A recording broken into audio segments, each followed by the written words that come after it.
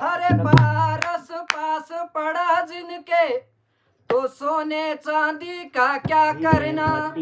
वो जब चाहे तब सोना हो तो खजाना भर के क्या करना।